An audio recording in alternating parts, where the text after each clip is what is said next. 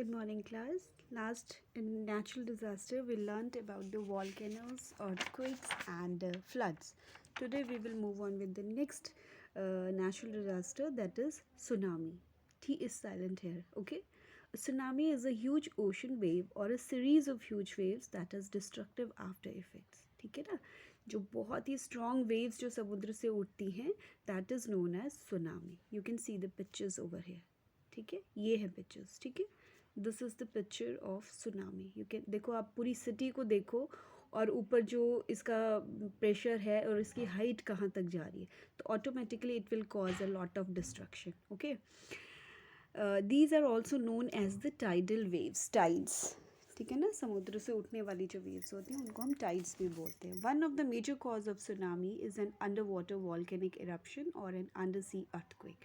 Tsunami क्यों आती है, व्हाट इज़ द रीज़न? जिस तरह से अर्थ के सर्विस पे जो है अर्थक्वेक आता है, नीचे फोकस में कुछ भी अगर टेक्टोनिक प्लेट्स आपस में टकराती हैं, आपस में टच करती है, एक दूसरे को रब करते हुए निकलती है, तो माइल्ड और स्ट्रॉन्ग अर्थक्वेक हम फील करते हैं. सिमिलरली जिस टाइम जब समुद्र के नीचे, ये अब हम लैंड सरफेस की बात नहीं कर रहे, we are talking about the water surface, जो वाटर एरिया है, जो समुद्र है, उनके नीचे किसी भी तरह का अगर वॉल्केनिक इरप्शन होता है, कोई वॉल्केनो फटता है या तो फिर अर्थक्वेक अगर आता है, तो एज अ रिजल्ट जो है सुनामी होती है. Waves of massive force lash the coastal areas causing damage to life and property. It is really hard to predict a tsunami. जिस तरह से earthquake फिर भी predict हो जाता है, लेकिन it is very much hard to predict tsunami. ठीक है, predict means भविष्यवाणी करना. An emergency kit of utmost importance is in case of tsunami.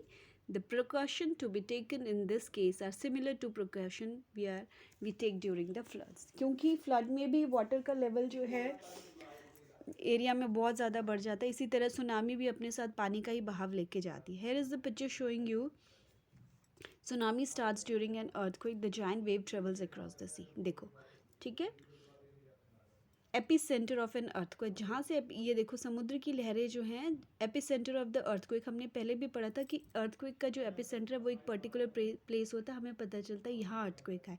इसी तरह सुनामी का भी केस है. ठीक है, समुद्र में नीचे जहाँ वो फोकस होगा, फोकस के ऊपर एपी सेंटर होगा. ठीक है, वहीं से जो स्ट्रॉन्ग लहर, जिसको स्ट्रॉन्ग वेव जो है टाइडल वेव शुरू हो जाएगी और सुनामी स्टार्ट हो जाएगा. You can see with the help of these pictures how destructive tsunami is. देखो वाटर लेवल कितने ऊपर तक चला गया है. ठीक है, now what are the safety measure? Same as the flood, in case of tsunami warning has been issued, we should immediately evacuate and go to the higher areas. ठीक है, the sea shore should be evacuated. जो समुद्र का किनारा है वो भी पूरी तरह से evacuate कर देना चाहिए. People living in coastal areas should not go back to their homes until the authorities declare it to be safe. ठीक है, जब तक सेफ्टी जब बता दिया जाए अथॉरिटीज़ की तरफ से कि ये एरिया सेफ है, तब तक उनको वहाँ नहीं जाना चाहिए. So nothing more different than flood. ठीक है, next is drought. Drought means सूखा पड़ना. जब स्कैसिटी ऑफ वाटर हो जाती है, रेनफॉल नहीं होता है, लॉन्गर पीरियड तक जब रेनफॉल नहीं होता है किसी पर्टिकुलर एरिया में, तो सूखा पड़ता है. Droughts are long period of scanty rainfall which leads to scarcity of water. In countries like India, where agriculture is main occupation, farmers depend completely on rainfall. India जो एक एग्रीकल्चर कंट्री है, India जैसी countries में जो है farmers की dependency जो है रेनफॉल पे बहुत ज़्यादा है. आपने देखा है महाराष्ट्र के बहुत सारे किसान डेट के कारण या तो फिर सूखे के कारण, बारिश की कमी के कारण, प्रॉपर इरिगेशन फैसिलिटीज़ ना होने के कारण जो है मैक्सिमम लोग जो किसान जो है वो सुसाइड कर लेते हैं. क्यों? क्योंकि उन्होंने जो अपनी फसलों के लिए लोन ले रखा है, they are not able to repay that.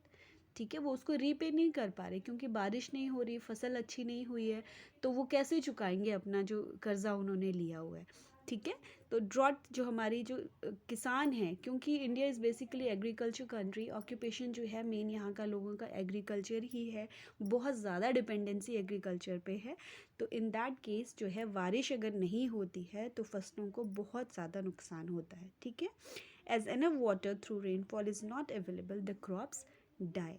The land loses its fertility and become very dry. You can see in this picture. देखो किसान ने जो है मेज़ की फसल बो रखी है, लेकिन बारिश नहीं होने की वजह से पूरी लैंड एरिया जो है वो फट गया. ठीक है, I can show you one more picture here. ये देखो किस तरह से ज़मीन जो है बिल्कुल ड्राई हो चुकी है, साफ दिख रहा है कि इसमें पानी की कमी है, मॉइस्चर कहीं भी नहीं है, ठीक है, जिसकी वजह से जो है इसकी फर्टिलिटी तो ये ड्राई तो हो ही गई है और फर्टिलिटी भी इसकी ख़त्म हो गई है, ठीक है।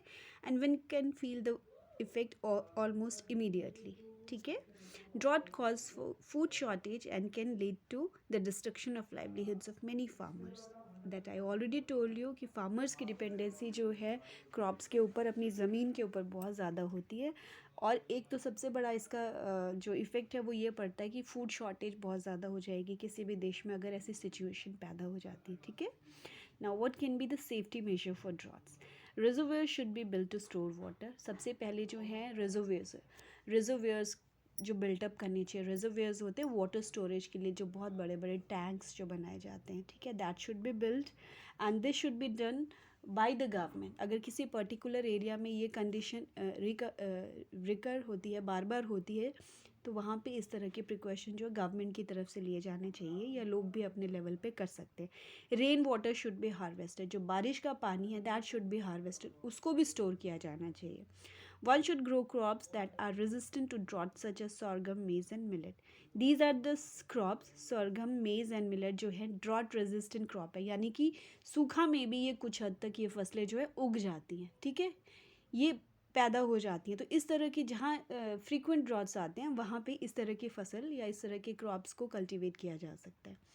So what can be the crops which can grow in drought areas, or the drought resistant crops are sorghum, maize and millet, that you have to remember, okay, आपको ये याद रहना चाहिए, ठीक है ना, these three, okay. And farmers can spray water directly to the base of the plants of the crop, and this will make sure that less water is used. जो पानी जब किसान अपनी फसल को देता है that should be given directly to the base of the plants का जो बेस होता है, जो रूट सिस्टम है, उस तरफ दिया जाना चाहिए, ताकि जो है लेस वाटर कंज्यूम हो, ना कि इधर उधर स्प्रिंकल करने की जगह, ठीक है। Irrigation facilities need to be improved. This has proved to be the successful in states like Punjab, Haryana and Uttar Pradesh, ठीक है। इरीगेशन फैसिलिटीज़ जो है वो इम्प्रूव की जानी चाहिए। जैसे राजस्थान या पंजाब हरियाणा की हम बात करते हैं तो कैनल्स, राजस्थान में इंदिरा गांधी कैनल जो है वो बहुत फेमस है। कैनल के थ्रू जो वहाँ वाटर सप्लाई की जा रही है ताकि लोगों को अवेलेबिलिटी ऑफ वाटर हो सके। तो दीज ट्यूबवेल्स हैं, किसान खेतों में ट्यूबवेल्स लगवा लेते हैं ताकि पानी की कभी भी कमी ना आए। तो these kinds of method can be adopted so that there should not be any shortage of water, ठीक है। So today we did tsunami and drought, and students I'm doing the chapter very slowly so that I'm taking one or two topics daily so that you can understand the things easily. और आपको relate करके safety major ज़रूरी नहीं है कि आप book से ही करें। आप चीज़ों को जब आपको कॉन्सेप्ट क्लियर हो जाएगा तो इट विल बी ईजी कि आप कैसे उसको एक्सप्रेस करते हो अपनी लैंग्वेज में, ठीक है। And cyclones, only one topic is left, cyclone, that we will do on Monday with exercise, okay.